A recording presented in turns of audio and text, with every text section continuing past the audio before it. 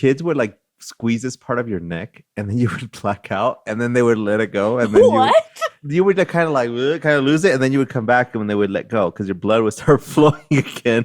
Wow, I bet that turned into a big kink. Welcome to Scary Mystery Surprise, where we talk about scary things that surprised us around the internet. I'm Edwin. And I'm Michelle.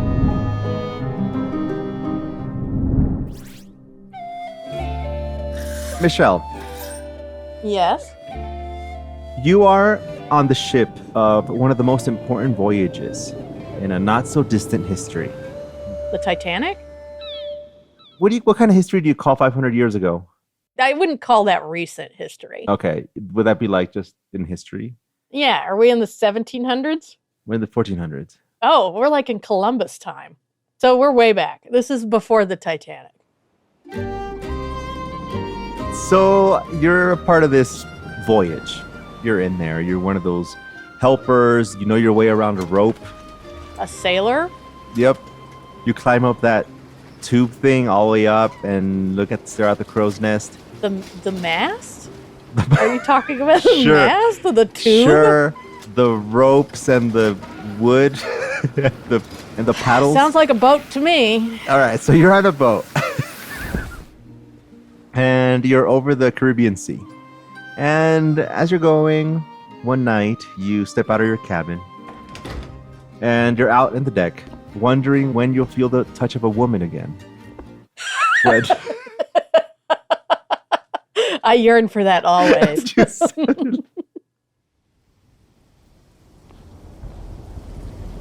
And then, out of the corner of your eye, out into the sea, you see this thing kind of peek out of the sea. It just kind of rises, comes back down.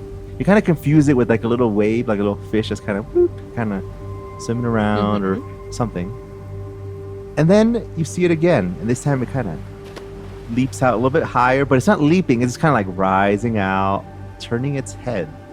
And then you see long hair and the exposed body out in the open sea. You rub your eyes, and as they adjust, it changes. Like what you're seeing out in the sea, it's not what you thought it was. The thing that was hair was not hair. It's probably like seaweed or something. And it isn't a woman. It's a man. Oh. You think. Even better. But then... merman. But then it starts to look like a monster. You freak out, you run back in, and you report this to your boss. Or to the assistant of the boss, because I guess the boss is kind of sleeping. First mate. The first mate. I like how this ship speak, because I have no idea. But instead of the boss, it's the captain, and then the second boss is the first mate. But okay. Yeah. Okay. The day before, when the admiral was going to the Rio del Oro, he said he saw 3 mermaids who came quite high out of the water, but were not as pretty as they are depicted, for somehow, in the face, they look like men. Christopher Columbus wrote that journal entry on January 9th, and this is real, in 1493. Honestly, that's amazing. He wrote that in an actual journal entry as he sailed out past the Dominican Republic. And sailors often spoke of mermaid sightings. But were they really seeing mermaids? I mean, good question. Yeah, there's a few theories out there and about what Christopher Columbus wrote. And they're saying that maybe they were not men, they were manatees. And during this time, they say that Christopher Columbus's vision was failing him. What I got out of it, it's more like, so they're not as pretty because they look like men. Men can be pretty. I've seen some pretty men out there. There's been some pretty men. So we're talking about some fugly things. Yeah. In general, like when you think of stuff out at sea, like you're kind of bored. Right? That's how I imagine it. Like you're kind of, when you're not working and doing stuff, like there's might be nothing to do out there. So you're just like looking out, there's nothing, the same sound, same everything. You might start seeing things, right? So that might be a thing that happens. I think that's a common thing out there. You can hallucinate land if you've been at sea for a while too. Yeah. Even though, the idea that maybe his vision was failing him, that maybe it was manatees, that all this stuff, in those very waters, hundreds of years later, sightings continue to take place. What? In a post from 2020 on X, formerly known as Twitter, user Hazy2150 quoted this one post. If you see this at the beach in Haiti, don't go. It's a mermaid. And the thing went viral. It had thousands of comments. They were replying with all these other experiences with a mermaid. One of them, a mermaid took my grandma. And Wait, what? I know. I need more context on that. Took her where? I don't know. But there was another one that said, I was almost taken by a mermaid. And among all those comments, there was one by this user, Keeps Swimming. My grandma is 84 years old, and she's from Jacmel, Haiti. This happened back in the day when she was in her teen years. There was this waterfall in Jacmel that a lot of people like to go to. Women especially like to go there to wash clothes or to shower and bathe. One day, this man went and he hid somewhere watching the women bathe. Ugh. Yeah. Typical. While he was watching them, a lady came out of the water near him, and she asked him why he was watching the women. Yeah, I mean, it's not rocket science. And then he couldn't speak because he was so stunned at her beauty. This guy sounds terrible. That's when she took him down into the waterfall, and he disappeared for years without a trace. And when he returned, he told people that he married a mermaid and that he couldn't live on land anymore. They transformed him, and he had to go back. But he came to tell everybody he couldn't be there. Oh, yeah. He's like, I can't be on land, and he's on land. So that wasn't the only story, though, with a disappearance. And this is actually a common thing with mermaid stories, that they take people and they disappear.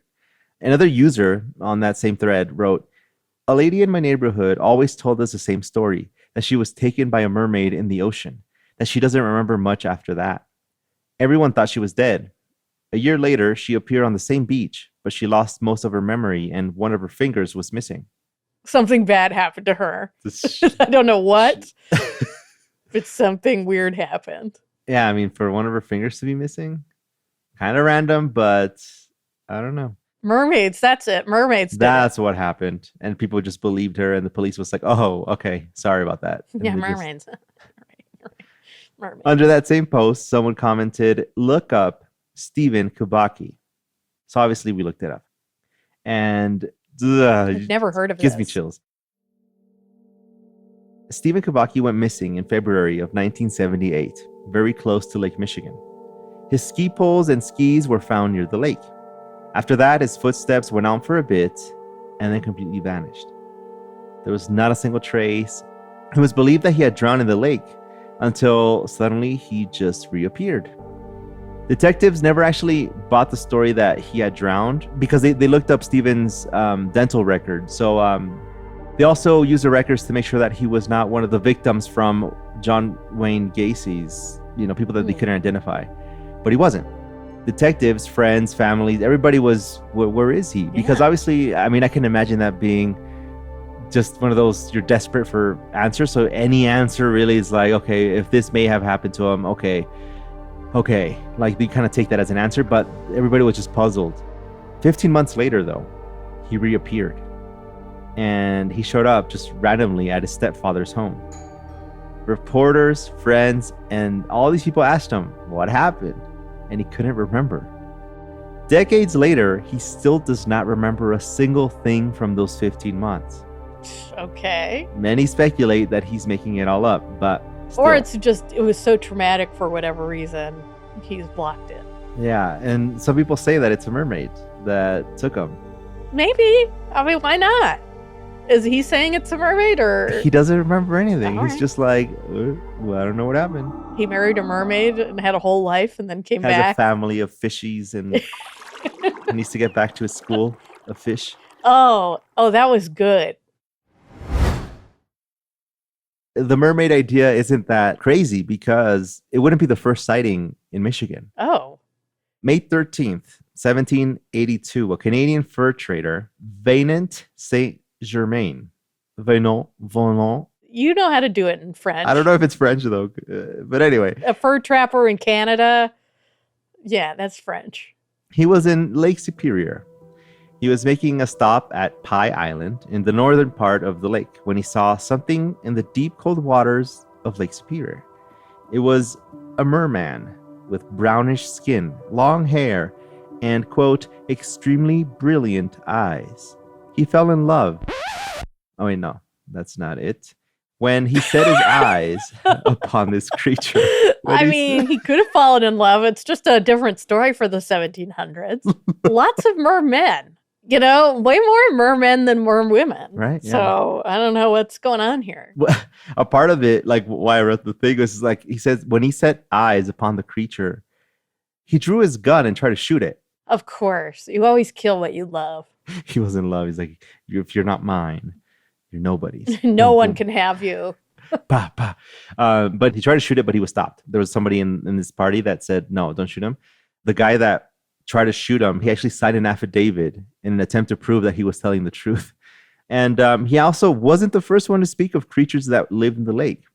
The indigenous Ojibwe tell tales of a merman called the Mei Gwashi.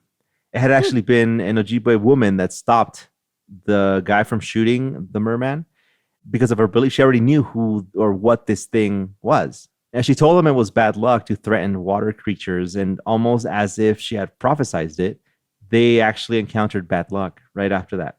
A storm rolled through, and it lasted 3 days, which just completely stopped their travels. Germain actually went on to die in a very unlucky manner. A friend of his pulled out a shotgun and fired, believing it to be a prop gun, but it was real. Which is weird, because, why would there be prop guns in the 1700s? Right? He must have just thought it was unloaded. Everyone had a gun. But, do you just play around with guns like that and aim it and actually I don't pull the know. trigger? Maybe people are just drunk or something. I don't know. Anyway, there's a lot of similarities between the mermaid stories, Stephen Kabaki stories, sea creatures, and all these that go on in Lake Michigan.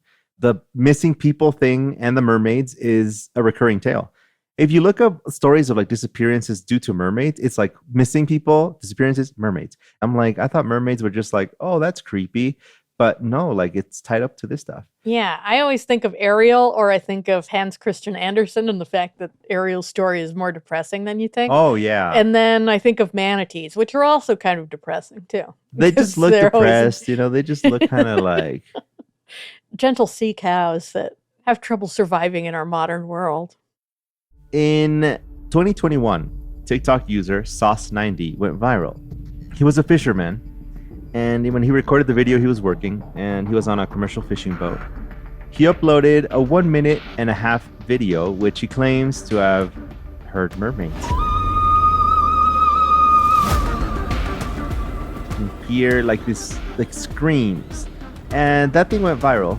But he claimed to have been raided by the government while he was in the fishing boat. Comments say that he's being silenced, that they got him, that they don't want us to know. Rumors that he had been killed started spreading. The whole, I just imagine just making up. The mermaid guy. Yeah. All I could think of is oh, her beautiful siren song. Don't you just want to run towards that screaming in the middle of the ocean? Yes. The dream. That's it. So since this guy went missing, people were like, the story all over again, right? Mermaids, this guy disappearing. Turns out, though, he had been in a near fatal car accident, and it took him many months to heal. So he was not online, but he's back on social media now. He still says that what he heard on 2021, a couple years ago, was definitely a mermaid. And if it is real, it's the very first ever recording of real mermaids. But wow, you see this beautiful mermaid, and then just screaming ah. Well, I guess that's a siren. I don't know if mermaids and sirens are categorically different, but it's a siren call of a mermaid. Is that you're supposed to, immediately go to them. Yeah. One of the strangest mermaid tales happened in Zimbabwe. Now, mermaid folklore is serious there. They are said to have sharp teeth. They pull people to their deaths. It's a bad thing. Huh. Now, go back to the year 2000. Such a long time ago. 24 years ago. Oh, my God. What was that? Oh. What? Oh, God. What happened? Oh, I just felt something push me. Oh, no, you didn't. Oh. And the switch is off. What was it? Okay. Wait, what happened? Okay, hold on. Okay, Michelle, there's a thing that's been happening here There's a just getting chills. I'm getting chills. Hold on, let me turn on this light. Oh God. Okay, there's a thing that's been happening here at desk in the middle of the room. In front of me, there's a couch, the TV in front of me. Behind me is the dining room area and a kitchen, right? For a couple weeks now, I've noticed that my computer hasn't been charging, right? And I would always turn on the switch and it would just start charging all over again. The cable that charges my MacBook would be unplugged and right off to the side by the lamp. Things that I have in my drawer are like not in the drawer. This has been going like I'm like, okay, I'm gonna take note of this. I'm gonna turn this on. I'm gonna leave this plugged in. I'm gonna leave, right? The next morning, it's unplugged. When I was writing a little bit earlier today, I turned it on, and I'm like, if this turns off, something weird's going on.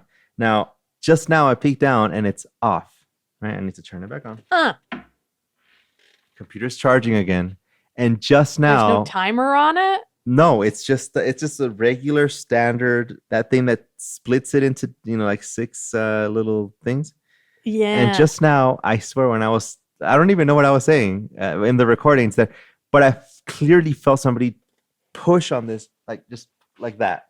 I got chills. I looked down. Scoot past you. It's just like, that's what it felt like. Somebody just went right past me, and it has like this net, like it's not like a solid plastic chair, and it freaked me out. I got chills a little bit before I started getting like weird chills in my arm, and then I feel that, and it's creepy. It's creepy. It sounds like you have something in your apartment. I don't know how much more proof you need, because you see someone on the stairs, don't you? Last time, remember I told you? Yeah, it happened while we were on call. That was weird. But anyway. In June of 2000, 2 men drowned in a dam in Moendoro. Now, that was not unusual. It was sad, but not unusual. Villagers, knew of other cases of people that had drowned, but they were afraid. The 2 men had drowned trying to chase a mermaid. Locals still avoid the dam after the sun sets, and they believe that a mermaid traveled to the dam after causing problems in other parts of Zimbabwe. South of Moendoro, in the Munezi district, a girl went missing. The townspeople began to believe that she had been taken by a mermaid. She went missing in 2010, and in 2021, villagers gathered where the girl had been seen last. She had been bathing in the river at the time. Now, they gathered, sang, played instruments, called to her, hoping that she would return, and she still hasn't. And because they believe in that, they still gathered to try to call her back. There have been cases also of people returning 40 years after being taken by mermaids in that same village. And every year they gather, just calling, this girl's name, just in case 40 years later she comes back. Just a year after the little girl had gone missing in the Midlands region of Zimbabwe, mermaids were scaring locals again. You see, the president of Zimbabwe had ordered a dam to be constructed between the towns of Goke and Mutare. Now, the local workers were installing the water pumps until they suddenly refused to keep working. Workers were going missing, and many claimed to have been chased off by mermaids. Question. How do you get chased by a mermaid? Don't you just get out of the water? I don't know. I guess so.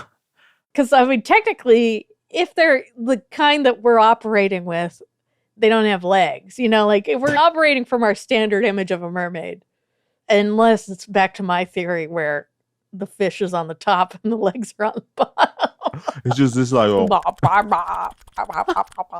Well, they thought the workers were just being lazy. They're like, they don't want to work. Yeah. So they brought in workers from other countries, people who didn't believe in mermaids. And they were like, all right, now people are going to finish this. And it was okay for a few days, but then the newly hired workers all left while installing water pumps. They never said what they saw down there, but they also refused to work. So the government had no choice but to lean into the mermaid folklore. So they brought in traditional leaders. They performed a ritual where cows were slaughtered, beer was brewed, and they used them as offerings to make the mermaids happy. And the local workers returned after that, and the dam was eventually completed. Now, after all this, you're probably wondering, and I know this is the question, how do you become a mermaid? Yeah, that is my question, actually. It turns out you can become a mermaid from the Professional Association of Diving Instructors, because they offer certifications for you to become a mermaid and actually perform and get into those big old fish tanks and Now, a basic course costs $250. A standard one costs $450. And there's an advanced one that costs $1,500. And you can actually teach this stuff by getting instructor certification. So you can make a whole business out of it. And according to this article I found on collider.com, you can actually make potentially $140,000 a year if you work 40 hours a week. Being a mermaid? Uh-huh. Wow. The average pay is $67.39. So, well, this is good to know. If this podcasting thing doesn't work out, I can go be a mermaid. Yeah. I can take another stable career that my parents will fully support. Mermaids, creepy or not, I think they're creepy now. I used to think mermaids were just legends of, sightings of the mermaids out at sea, kind of like the Loch Ness Monster. Yeah. But no, like it turns out these are actual creepy freaking things that make you disappear. I'm curious about which half you think is a fish. That's all. Let us know in the comments, either on Spotify or on our Instagram, because I mean, which one? Like for all these things that people claim to have seen, and if there's a record of it, could it be real, or could we all just be imagining the more you talk about it, the more it becomes real. You know what I mean? Like it's the belief that makes it real. Like the flat earth. The earth is flat, guys. Remember that.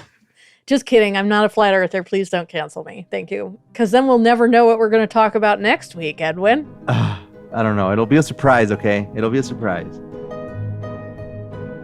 Scary Mystery Surprise is hosted by Michelle Newman and Edwin Covarrubias. This podcast was edited and sound designed by Sarah Vorhees Wendel of VW Sound.